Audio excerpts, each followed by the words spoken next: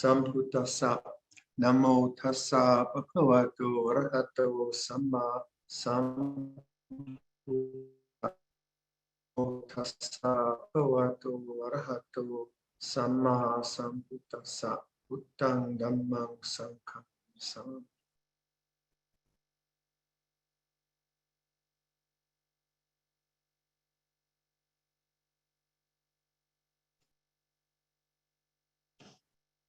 So hello everyone. Hope you had some lunch.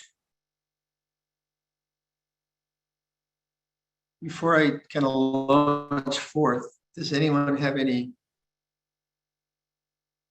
really good questions that could help me? Or bad questions that could help me?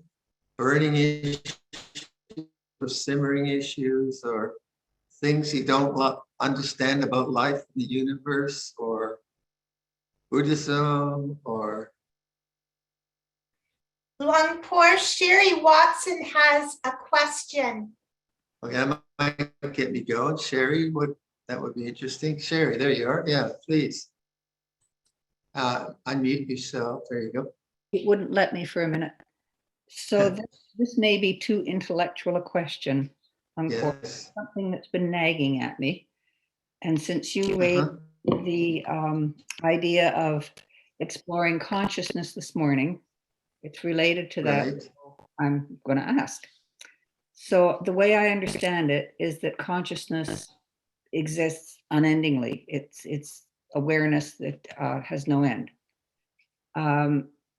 And as described by Buddha and other monks, they have experienced other lives, which suggests that unendingness of consciousness as well as rebirth.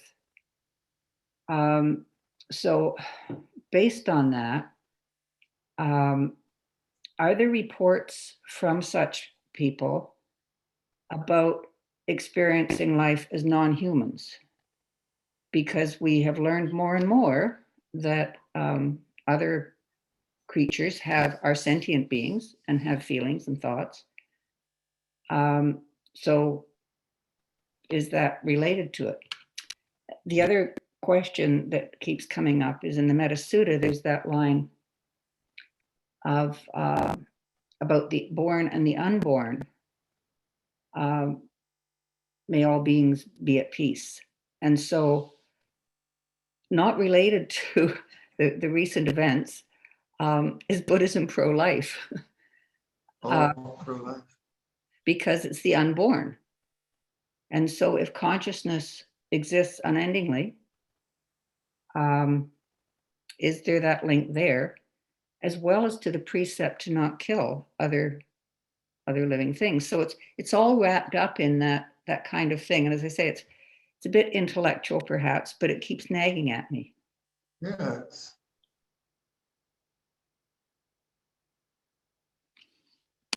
interesting, isn't it?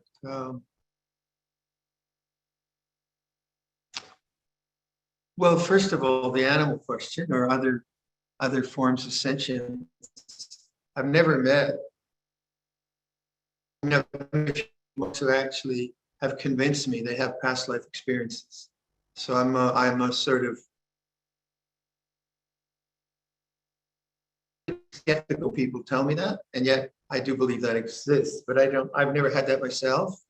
So then the only reference I can find in my own mind is the Jataka tales in the Buddhist scriptures, but they're kind of like Aesop's fables when they talk about. So I think they were culturally pre-Buddhist in a way to teach morality, ethics, and aspiration to a Buddhist audience. So I can't answer that first one. Pro-life, when does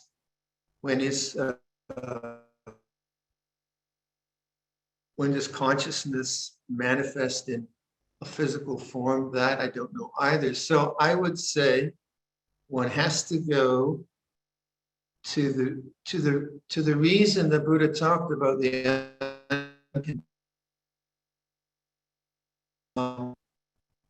and if you go to that,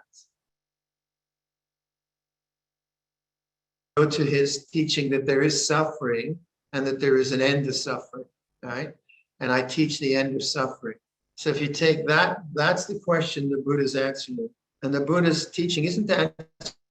I think that's important. There's a lot of things he did talk about. A lot of the things he said were too complicated to figure out. So through the text, you find this very simple statement: I teach suffering and the end of suffering. So that's the context of his teaching, that there is the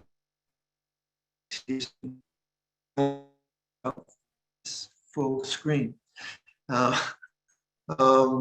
So the context of this teaching of transcendent is that there is the unconditioned, the uncreated, the unoriginated, the unborn. If there were not the unconditioned, the uncreated, the unoriginated, the unborn, there would be no release, no liberation from birth. So it doesn't really speak to that pro-life kind of situation that we have now. It actually just points to the problem of human suffering and the way out of human suffering.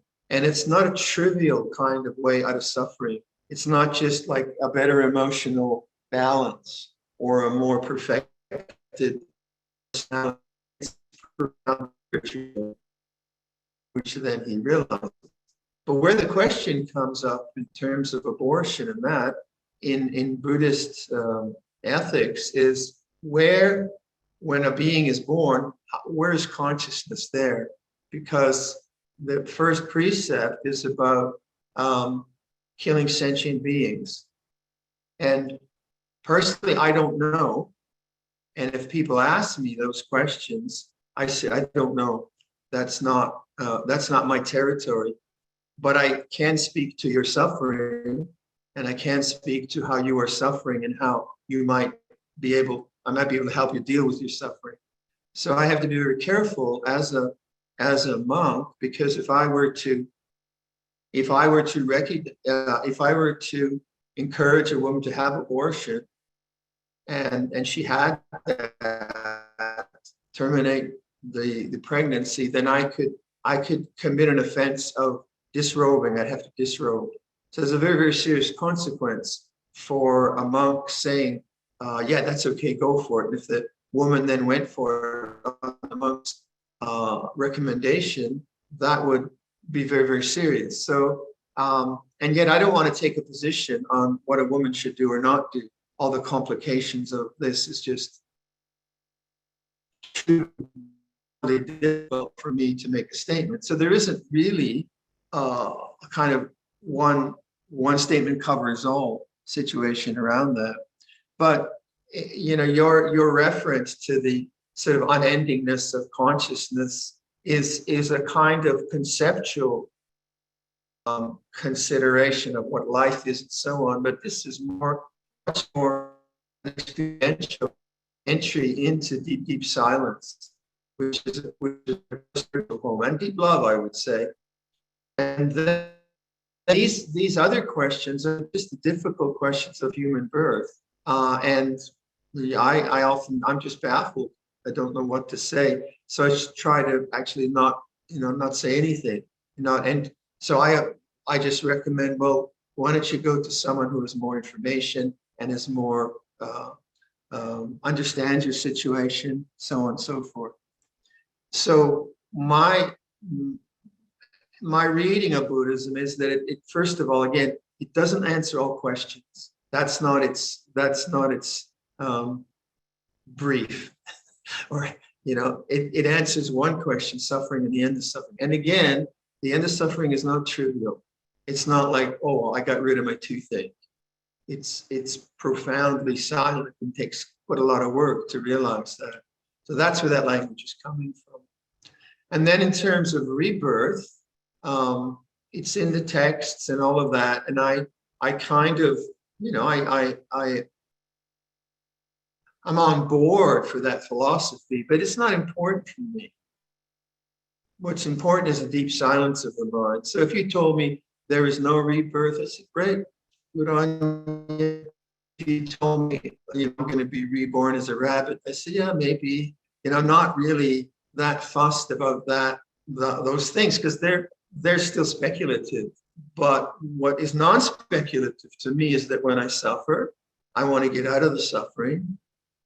And there's a method to do that. And then the Buddha presents an idea and a possibility, which is, whoa, I never thought of it that way. I just thought if I get what I want, I'll be free from suffering. And he's challenging me. He says, well, no, you get what you want more. And he says, no, you have to look at wanting.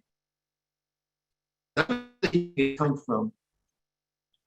Is that, I know that doesn't help, but it's probably, it's useful to realize that, like, Theravada Buddhism isn't trying to answer all questions. And so society has to answer these questions.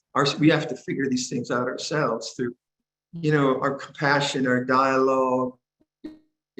What can we do? Complex situation.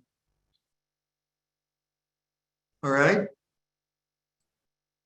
It's a non-answer again, right? I always give you non-answers. Sorry. Thank you for your question, Sherry, and thank you, Luang Por. There are two other questions here. One is from Judy, who says, I feel that the unborn is referring to those not in a body. No, that's not what it's referring to. It's not about like individual beings waiting for rebirths. That's not what it's about. I mean, that might exist. I'm not saying that doesn't exist, but the language here is something about consciousness itself, not embodied consciousness or consciousnesses, individual trying to find rebirth. That it's about deep silence that is the background of all experience. It's about that. And I'm not saying the others don't exist. I don't know. That's beyond my knowledge or experience. So you can see, I could see how that language would produce that kind of a thought.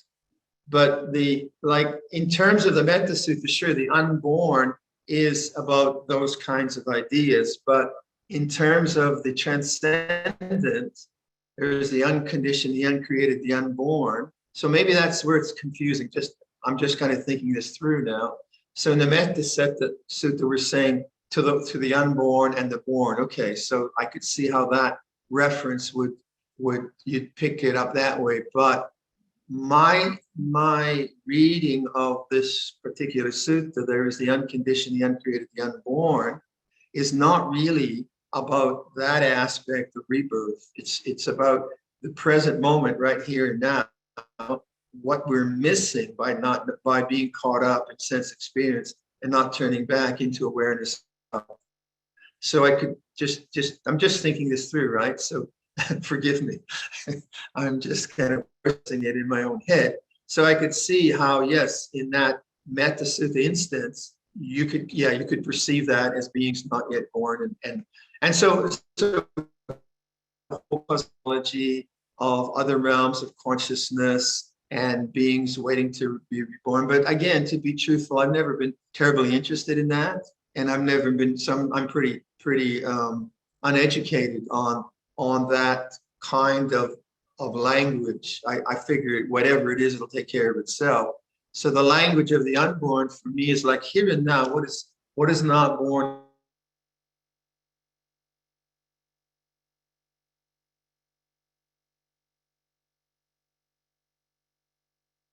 More like right here and now, what is not a matter of time, a kalika dhamma. Right here and now, what doesn't change. So it's an inquiry through this rather enigmatic language, an inquiry into your very existence, but not inquiry into the experiential part of your existence. It's more about being itself, the very sense of being. So the stillness of being, knowing all this. So it's the reason, again, I'm emphasizing in meditation, I say listen to sound, but emphasize the listening, emphasize the knowing. And that's what's turning towards the unconditioned, because the turning outwards to sound is the turning to conditions, which is fine. But then turning back to the knowing is turning to the unconditioned. And that's something we don't do because we are so taken by the complexities of life and we need to deal with them. And this turning back is a, this is really, I think, what renunciation is. Renunciation is not a dismissal of sense experience, but it's just saying that in the condition, you cannot find the unconditioned. Now, if you don't have a language like that in your spiritual vocabulary, then I can see this would be very, very confusing. But, is like, again, I always joke with people. They say, well, I'm not religious, but I am spiritual. And then I ask them, I said, what do you mean by that? And they say, I said, no, what do you mean by that? And they hem and they haw and they bluff me and they don't know, but what do you mean by that? And actually they're kind of, oh, yeah, what do I mean by that? What do I mean by spiritual? And that's a big question. Is spiritual like another deity or a God that I'm separate from? I don't think most of us don't believe that. Is it an emotion? Emotions come and go. So what is spirituality? And this is the way that Theravada Buddhism would define spirituality. And that's not very exciting. When I say the unconditioned, that's not like the infinite love of God radiating through all the universe and folding all of us forever and ever. That's really neat. But this isn't. But this takes kind of like a deep inquiry.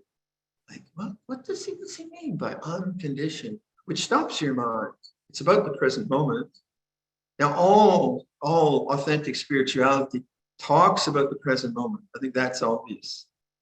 That we've been getting that since we were present moment awareness. Very hard. Our attention goes past and future, past and future, past and future. So that in itself is, and this is what we mean by akalika dhamma, not a matter of time. So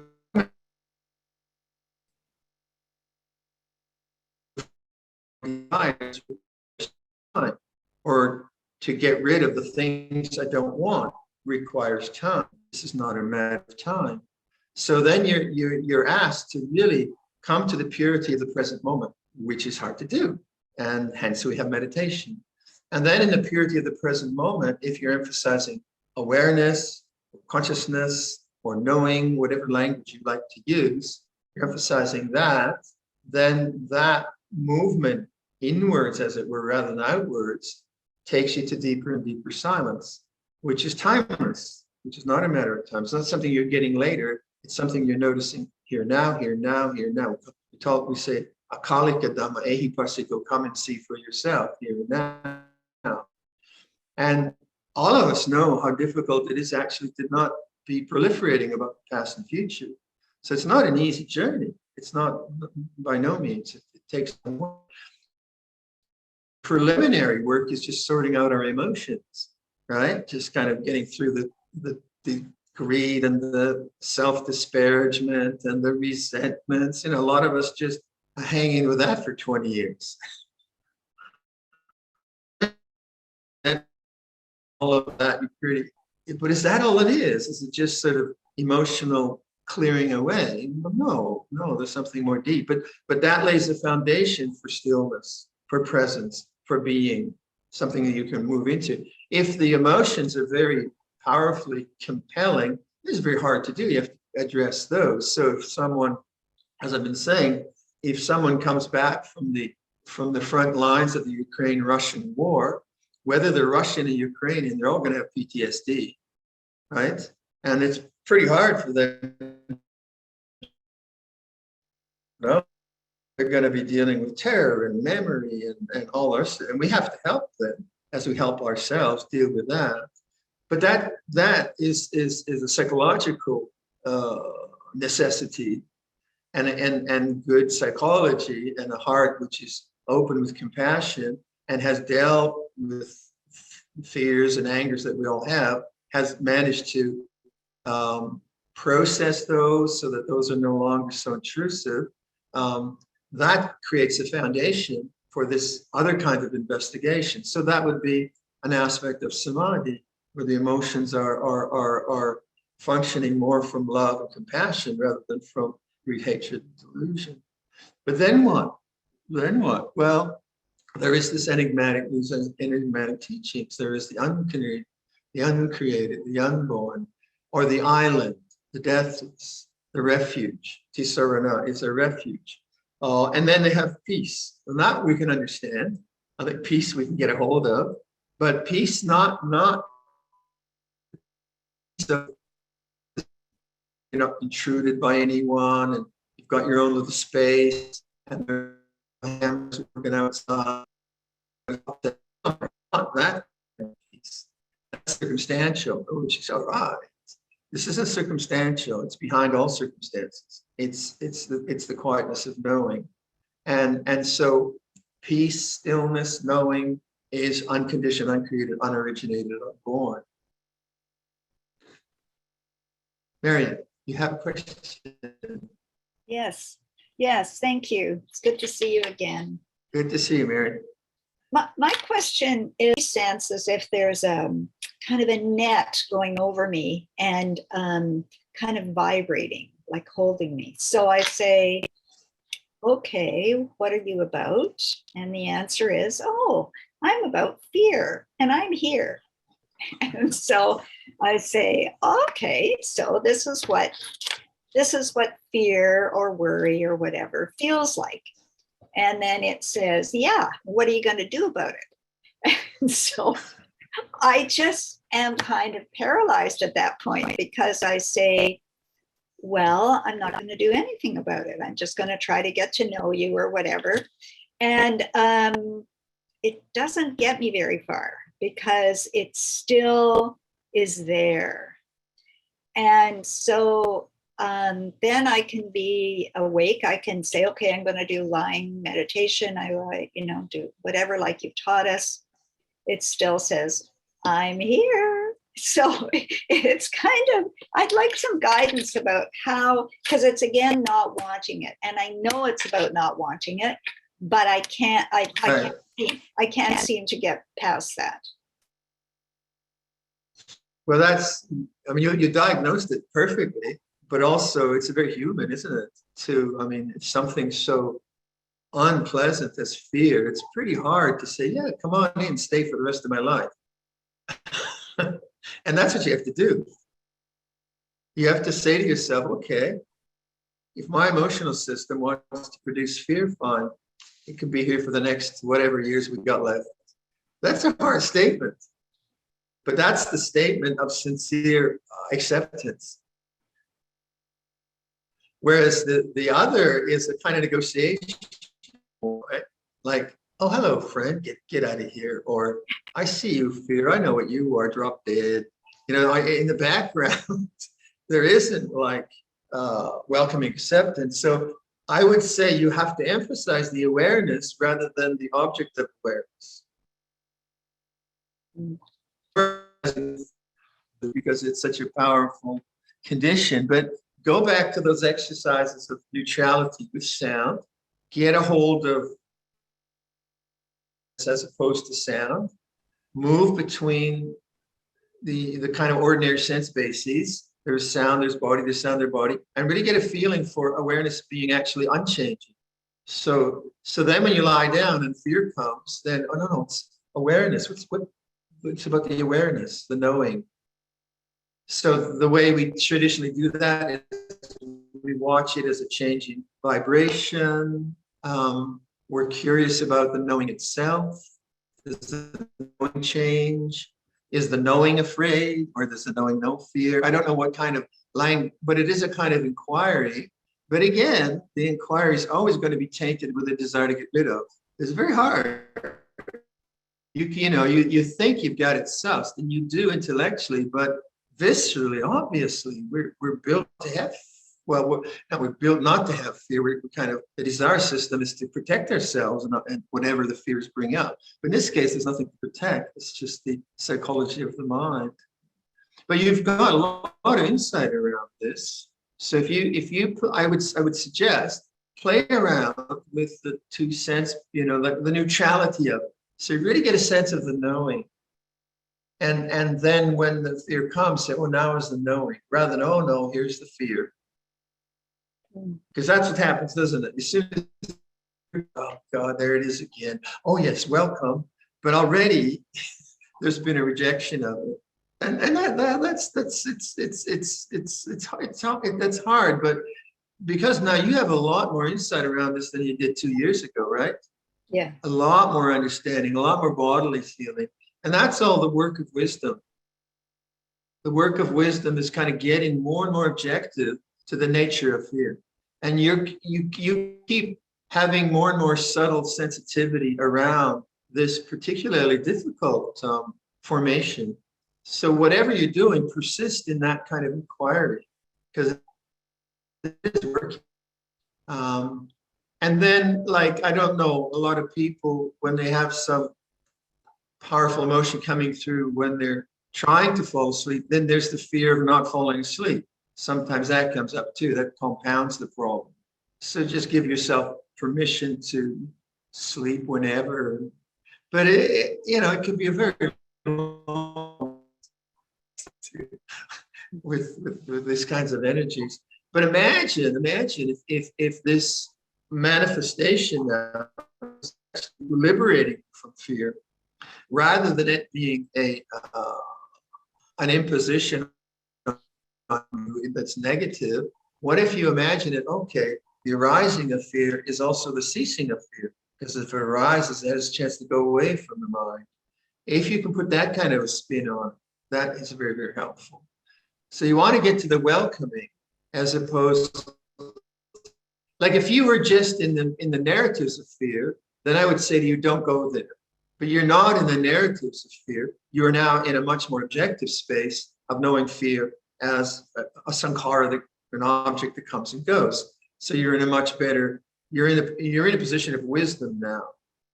So because you're there and the awareness is strong, you just try to investigate like the awareness itself, rather than worry about the fear.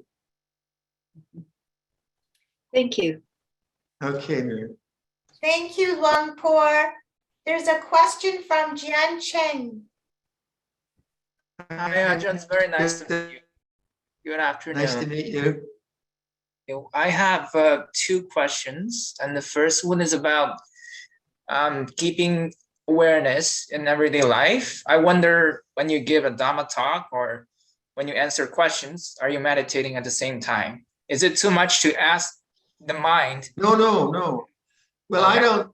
Well, what's meditation? For me, meditation is presence. So, and presence is always there. So I'm aware of what's going on. So if I'm, let's say, if I'm like if someone were to ask me a really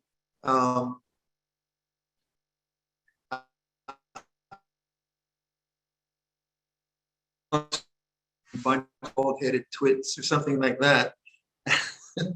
And then I felt myself reacting, you can't talk like that. Hopefully I'd be aware of that. And I wouldn't just buy into it by yelling back at the person. And if the heat arose, then I would just try to be aware of it and but speak rationally. If I lost the plot, and then I yelled at the guy and called him a turkey and the long-haired idiot, something like that, well, then I'd have the karmic result of that, which would be embarrassment. And also after delivery, then I'd have to work with that. So the more mindful I can be, and mindfulness as an ongoing practice, to me, you could call that meditation, means that when egotistical or negative material comes into consciousness, if I don't buy into it, then my mind is cooled and I move more towards peace. But I'm not perfect. So if I buy into it with wrong speech and belief and so on, and I go for it, then I'm going to get the result. Right. The result. And then then I need to be alone, actually. That's where meditation alone is very, very helpful. If I've been impacted by, and this isn't true recently, but if I'm impacted with a lot of things and I'm reacting a lot, then it's important to meditate on my own, because my reactivity has become so ingrained in all my work or relationships that I'm losing it. I've got to go back, rest my mind, let the mind cool down, get enough stillness so that I could see the reactivity. And I think everyone needs to do that a lot, because especially if you're at work or whatever, you're getting bombarded by sense experience. And after a while, it's just kind of, it's not just survival. I mean, it's more than that, but the noticing of reactivity becomes less less efficient, act more. So when I started teaching, I was always very nervous and anxious. So I spent a lot of time just looking at nervousness and anxiety, because the situation conditioned that. Now I don't have that. So now after most retreats, I don't feel very tired, but I do feel a certain amount of tiredness, and then that tiredness comes out as grumpiness. So after retreat, I'm just congenitally grumpy, and all the monks know that. So they say, "How are you doing, Bunt?" They say, "Shut up." Or whatever I do, I don't say it verbally. They all know, whoa, whoa, whoa. And that's probably my psychological way of just being a porcupine and saying, not now, not now. I mean, it doesn't happen much. But these are all just the natural phenomena of a personality that if you make meditation constant awareness, you begin to appreciate how you work, how you operate, and what you need to do in different situations.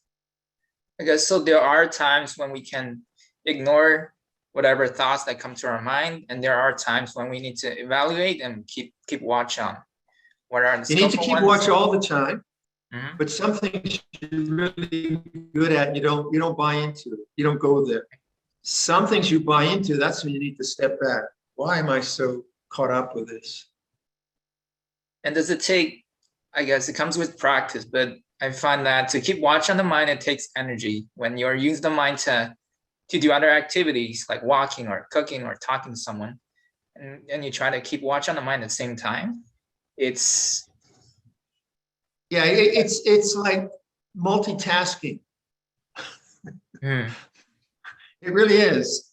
After a while, you're just very proficient at both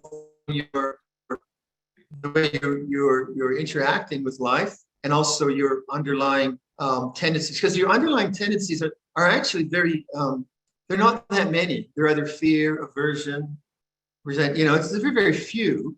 And the narratives of fear or the narratives of resentment are many, many, many. So I can be angry at 1,000 or less or more, but actually anger is one thing. So as you start to understand the deeper motivating factors of your obsessive thinking and emotions, you say, oh, yeah, there's anger again, or there's fear again. And then it gets much easier, because now you have body awareness around those particular things, and you're still trying to be a decent person. You're trying to say the right things and so on.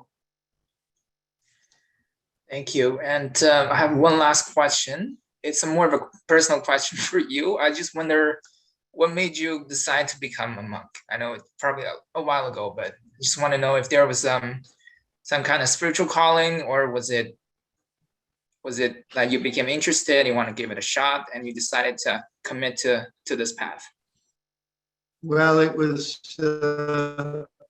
everything I tried brought me to so what? And one of the first talks I gave, like, I'd try something and say, well, so what? And then I tried something and, well, so what? So that took me to university. I don't know how I got into university. I did 2 weeks of engineering, and then my mind said, so what? So obviously there was a deeper question of silence. And as a kid, I had deep experiences of silence, which then conditioned this kind of so what attitude to life, which was pretty cynical. But also it was spiritual in the sense it was saying, but it was very, very agonizing too. It was very, it was agonizing, because I couldn't settle. and yet I wouldn't settle. So there was both an agonizing part, but also a good part. So I just kept moving. So what? And then after 7 years later, I was in India, and I read a teacher called Krishnamurti. I don't know if you've heard of him. And through his teaching, that brought me to awareness and the knowing, and that connected me to my good experiences. And so then that's what I've been looking for. So that took 7 years, and maybe even from childhood. And within a month of that particular experience, I was living in the mountains in India, and within a month of that experience, a Buddhist monk happened on the scene, an American from Michigan who had been a monk in Sri Lanka, and he introduced the Pali Canon and meditation, and he introduced me to the monk's lifestyle. And when he talked about the monk's lifestyle, I said, yes, that's what I can do. It was weird because I was never, my family went to church once every other year. That was the kind of religiosity we had level. And so the family, there was nothing in my family background, but there was something about the monk. He was a very interesting man, and his references to monastic life just grabbed me. And then probably a year later, I was in Thailand, and I met Ajahn Chah, and so on. So there was something in me which was deeply questioning, and not settle for anything less than that, which was painful. It wasn't like, oh great, I'm not going to settle for anything, right? It was quite existentially, a lot of existential despair, but I seem to have had no choice really. And once I touched this, and soon then everything fell into place, and I had good place, good teachers, a calling, one could say, whatever. Mm-hmm. Oh, that's my question. Thank you so much for sharing. Okay. I hope to visit the monastery one day. Thank you for your time. Please do. Yeah, we need you. We need young guys to work here. Get you cutting the grass or something. Gauri, what you got? Hi, Luang Por. Hi, Gauri. So good to see you. So I have kind of a basic question, and it has to do with meditation and sort of working with perception. When I'm meditating, working with sound or even the body, it becomes very diffuse. It sort of dissolves into awareness. But when I open my eyes, the sense perception of sight is so strong and so solidifying that I wanted to know if you could give me some ways of thinking about or working with the sense of sight, which again really sort of locks everything into shape and into solidity. Well, that to some extent that's necessary, right? Of course. Otherwise, so what part of it is necessary? And the other part is then doing exercises, I would say, of receptivity, because it's an interesting sense base, and like to actually look at like there's a beautiful rock out here, kind of a Zen rock, and I look at that, and I could look at it as perception. What color is it? Or I could relax my eyes and let the image come to me. And that's the kind of exercise you can do with the eyes, so that sight is kind of there, but you're emphasizing the awareness. So the other you already know how to do. You know how to look at things and manipulate them and evaluate them and do bird watching and so on, so that you're good at it. This other we're not very good at. And why do we want to do that? Well, I would say because it emphasizes the knowing again. It's not wrong to solidify things through sight, it's necessary, but to actually play around with all the senses, especially sight. And so I think these exercises around relaxing the eyes are very interesting, because it is the sense base where there's a lot of grasping.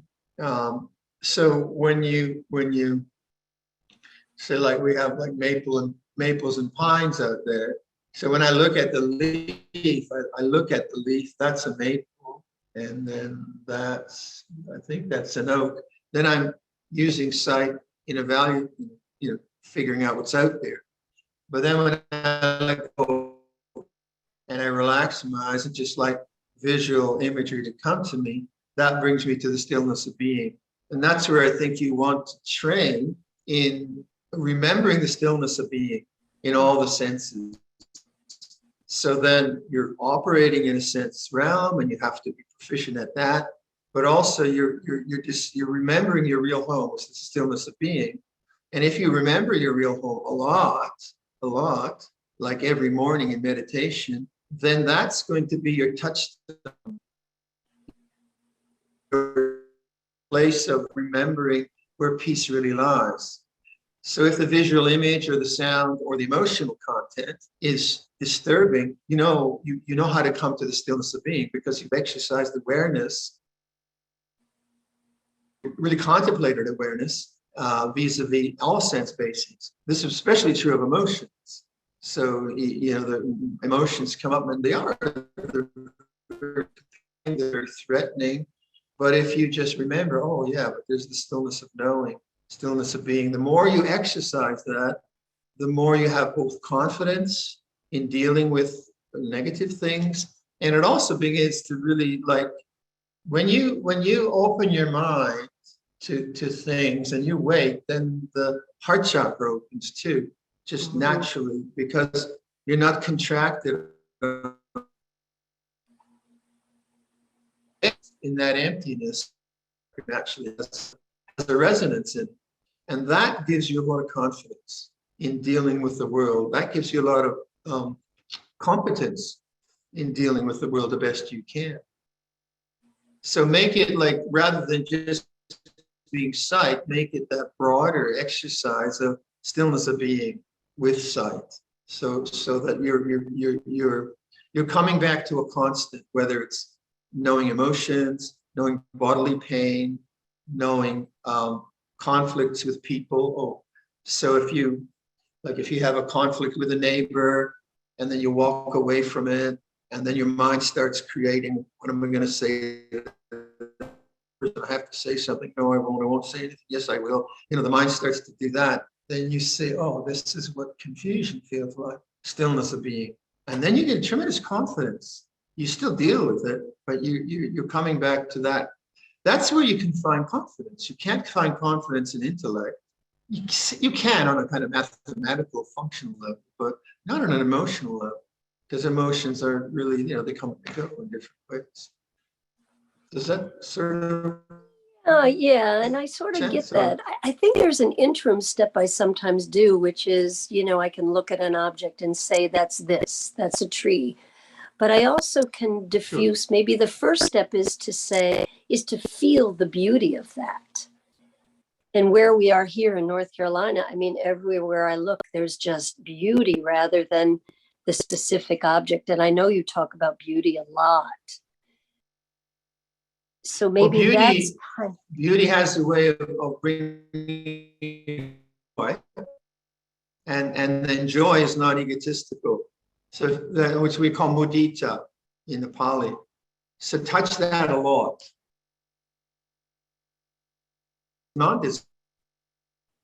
So any time that becomes available, then abide in that, drench yourself in that, because that is the place of joy, and yet it's not a refuge, because if the object, like if the forest burns down, the object changes to something drastically painful, you realize you still have the refuge of still knowing. Mm-hmm. So beauty, if used in a spiritual way, is very uplifting, it's very energizing, it brings joy. But if it becomes a necessity, then it becomes an attachment, and then you get into duality and the aversion to its opposite. So It has a trap. We all know. Yeah. And if you buy all of North Carolina or South Carolina, it's You know, that's the thing about natural beauty. You can't really own it. Like I don't really own the maple tree, but we've got ash borer now taking out our ash trees. So then I, oh no, don't take my ash tree. Or we had the gypsy moth invasion last year. It was really horrible. And then I just look at, oh, this is what horrible feels like. And we still did the best we could to deal with gypsy moths. I have squash borers going into all my squash and pumpkin vines. Nature, yeah. Oh, nature. Even they need to eat, right? Yeah, they're sentient beings, but just don't take my trees. My trees. Thank you. Okay, Gauri. Thank you, Luang Por. There's a question from Damika. She says, hi, Luang Por. Could you please explain a bit more about your example of printed words on white paper and paying attention to the white background instead of printing? He says, I think I understand the meaning of this, but at the same time, it seems that we do need to understand the printing of the paper, that is the dogma of the Dhamma, to know where to pay our attention. How do you balance this dogma versus contemplation aspect of the path? Thank you.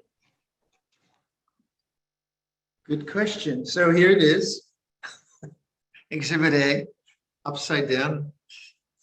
And so I'm drawn to the print. Keeping silence was not a practice praised by the Buddha. Indeed, he forbade, blah, blah, blah. So that is, the analogy is that sense experience. So sense experience is a print of life. And I'm not dismissing it because we have to engage with life. So what is the print? It's, I have sciatica, mild sciatic pains in my lower back. So during this sitting meditation, I did walking meditation. That's the print. And if I just kind of sit in a bad posture and ignore the sciatica pain, well, it's going to get worse. So I have to pay attention to the print. The analogy isn't so much about dogma or teaching. It's more about sankharas or conditions, formations, that which arises and ceases, and the background does not cease. That's what and analogies are never perfect. You know, they're just kind of approximations of looking. So in this example, then all experiences, sights, and tastes, and bodily feelings, and emotions, and relationships, pleasure and pain, the whole gambit is print. Now, obviously, I have to know how to live in a printed world. I have to know how to put food on the table and take care of the body and relate to people.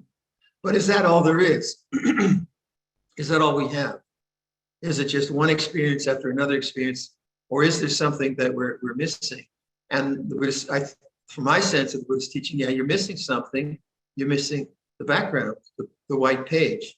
So that it wasn't an analogy of dogma or not. We need teaching.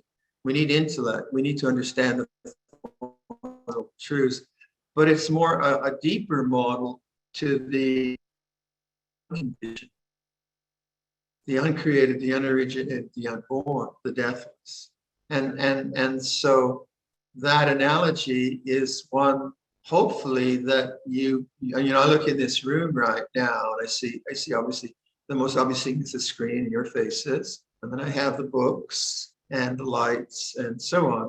So my attention tends to be drawn to the things. But what it doesn't, it doesn't sort of pay attention to space. Like whatever space you're in now, whatever room you're in now, what is space? Like, how do you pay attention to it? Well, you have to take your attention away from an object. If I'm looking at the screen, engage with the print, but there is the background of space or conscious space. And this is where language gets difficult. It's not a kind of exact language. Now, what would I have to do? Well, I have to take my attention away from the objects and just notice space. And that's one way of talking about letting go, non-attachment.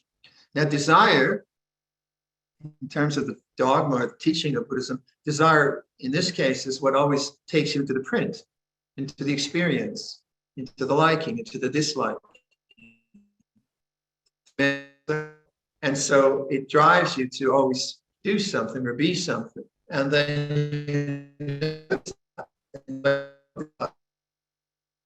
applied as non-desire. Ah, that's the space. That's the white of the page. That's the blue of the sky. That's the expanse of the ocean as opposed to the waves in the ocean. So they're not exact, they're analogies, and they're things you have to kind of intuit. Going back to the question, you do need teaching, but the teaching is pointing to that analogy, actually, because that analogy points to what we mean by renunciation. Renunciation isn't like shaving your head and putting on a robe. That's just being a monk. But renunciation is not looking for the the way we put it is trying to find the permanent in that which is impermanent is ignorance. Trying to find permanence changing is ignorance. So you don't look for your real home, refuge, or liberation in that which is changing. You don't look for it in the print, and yet you live with the print. I know these are difficult ideas if you're not used to them. But in terms of teaching, I would say learn the Four Noble Truths, study them, and then study them in your mind. That's the secret, that you have the intellectual structure, but you also have a contemplative attitude. So what does the Buddha mean by suffering? What does he mean by attachment? What does he mean by letting go? What does he mean by the path? And then you internalize those questions to observe. And then the teaching is very rich, very, very rich for contemplation. Thank you, Luang Por, and thank you, Damika, for your question. There's another question from Gauri. She says, can Luang Por give us an update on the Buddha Hall building project, please? Thank you.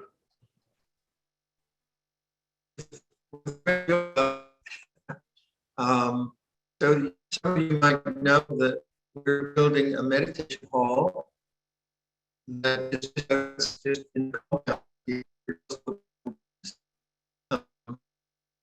it is this whole 200 people, and one of the back walls of the lay foyer can open, and it can hold then 250 people. So it's a sizable hall. And those of you who have been to the monastery, the peak of the roof, it's a very A-frame roof.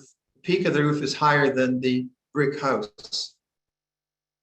So you can imagine how high it is.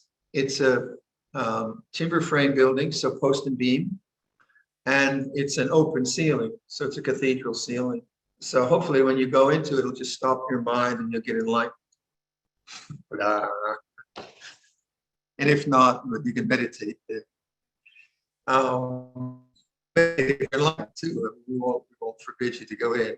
But so it's a very simple architecture. Most of it is roof, and the timber frame is Douglas fir from BC. And some of the members are very, very big. The spans are big.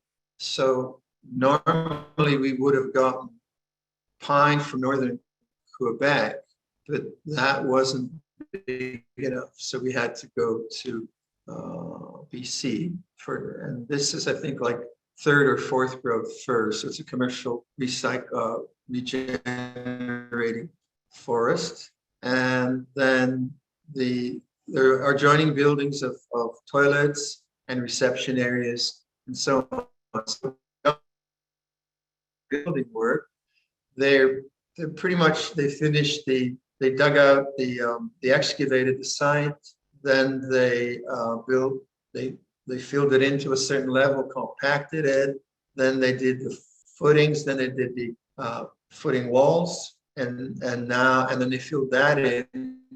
So they're almost ready to put in some drainage in the bottom and start building up the walls. And the woodcutters they have a workshop in Lanark Highlands, and they are presently cutting these. The timbers are massive, they're really interesting. So it'll be a fascinating building to be in. I think it'd be very appealing. Buddha that we have in the parking lot there, that would be the Buddha used. So our hope is that we get an enclosed building by Christmas.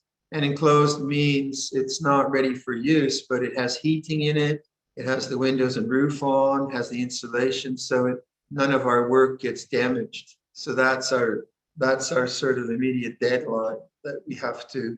After that, it can just tick along according to resources. But this has to be a push to get closed in, or the winter we're in trouble. But it's been 5 years in the planning, and it's quite exciting. And the builder is the same builder that built Aya's place, the other side of Highway 7, Dave Bout. And he's a lovely guy, and he loves us.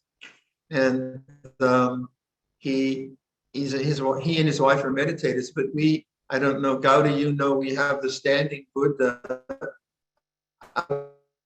around where the post box is. Well, that standing Buddha is facing east, and the site is on the western side of that standing Buddha, between the standing Buddha and where the monk's vihara is.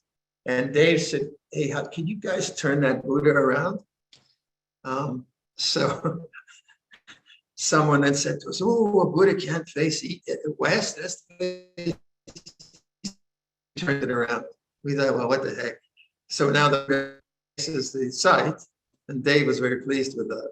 We just picked it up and turned it around and put it. So that was fun. We did that yesterday.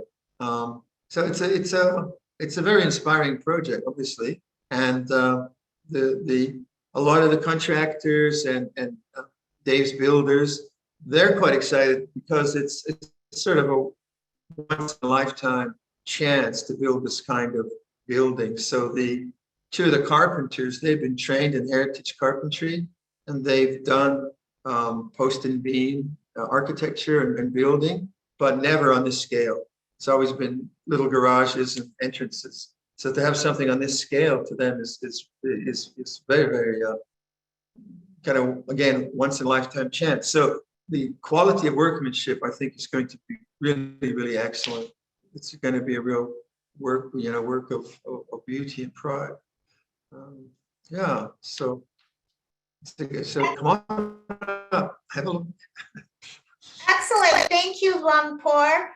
And I encourage the community to support this project in whatever way they're able. And in this way, cultivating the beautiful qualities, the parami of generosity, dana, and gratitude for these precious Dhamma teachings that you've offered today. So thank you, Luang Por. Are there any other questions? So I think we've come to the end of the